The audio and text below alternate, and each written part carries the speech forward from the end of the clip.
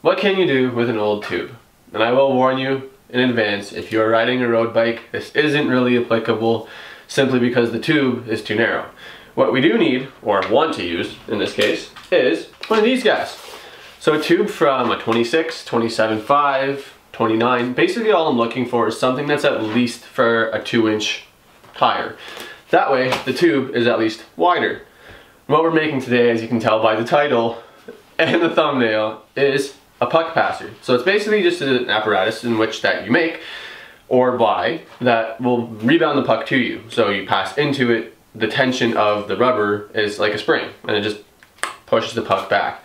But today we're going to go through how to make it and really how easy it really is to reuse a tube, assuming you want to. So let's get right to it. What do we need? PVC tubing. I used 1.5 inch. In terms of hardware, we got 2 bolts, 2 nuts, 2 washers, and 6 screws. And then other than that, of course, we're gonna need some wood. But let's get to it. It's time to chop it up. So in terms of size, that's really completely up to you. But with regards to this, it's really just gonna be a bit different in terms of how much room you have to be hitting. So we're gonna use about 2 feet in this case. So we're going to cut it right there.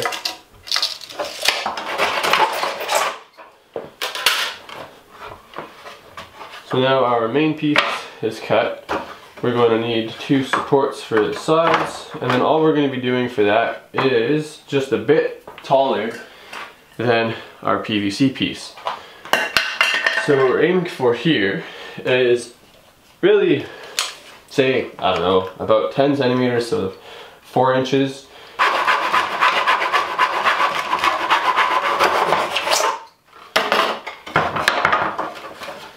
Then we're going to repeat this piece another 2 times. So I'll see you guys in a bit. Okay, so now that all of the wood is cut, there's one last thing we want to cut, and that is the PVC itself. So what we want to be doing is cutting a slot in it so that the tube has a place to be going into. Now we don't want to be cutting the whole way across, but what we're going to do is use a piece of wood as a brace to hold it in place.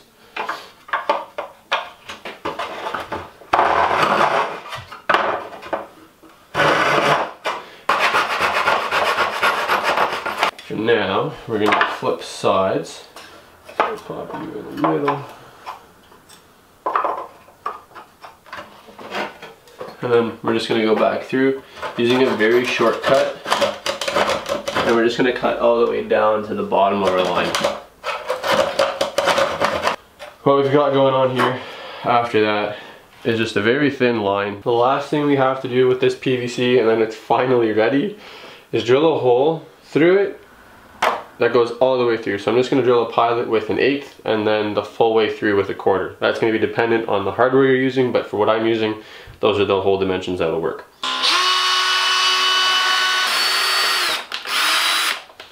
And that's that. And then just to clarify that it is correct, and with some force, goes right through. So let's get it together now. We're going to slap together the basic structure, which is effectively, if you watched the last DIY video, it's the same thing, except just different dimensions. So all we're doing is taking these pieces here, slapping them on the corners, and then that's ready to go. Okay, so now that we got that, let's drill some pilots.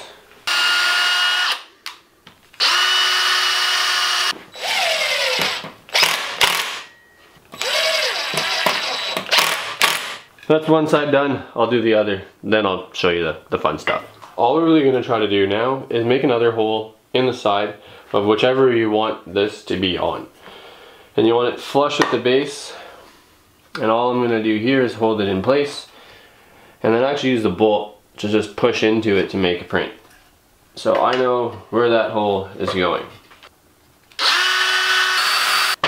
And now to give you more of a visual here, I take this out, put this guy right through.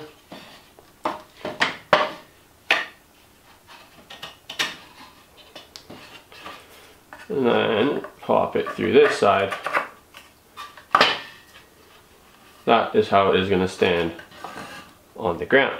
I'm going to take this piece back off here. I'm going to set this aside for a second. Because really what we got to get done now is get the tube in place. All I end up doing is using a flat screwdriver to twist it open and then pop the tube in place. Pop it in as high as you can, really. So now that we've got that, we can take the tube and start sliding it in place. All we want to do is go around this so that the tube is contacting the tube again.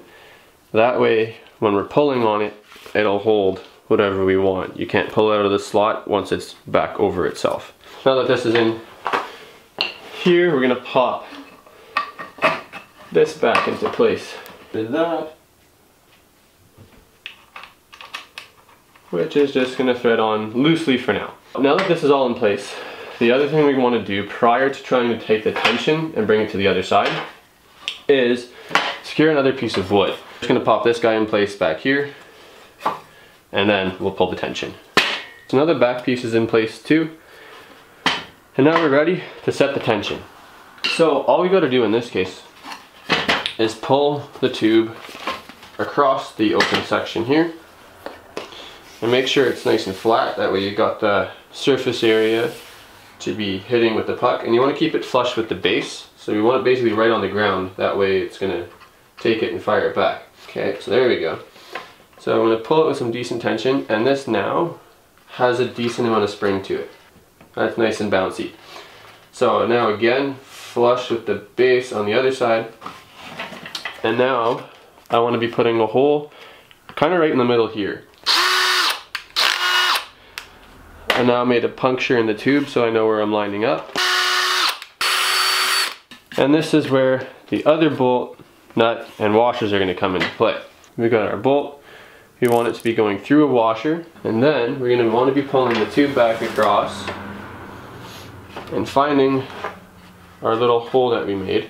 So there it is right there. So now that I know where the hole is, I'm just going to poke a hole in it with a small screwdriver. So in this case here, just keep in mind the rubber's going to stretch pretty easily. So you don't want to make a big hole. In fact, you want to make a pretty small hole.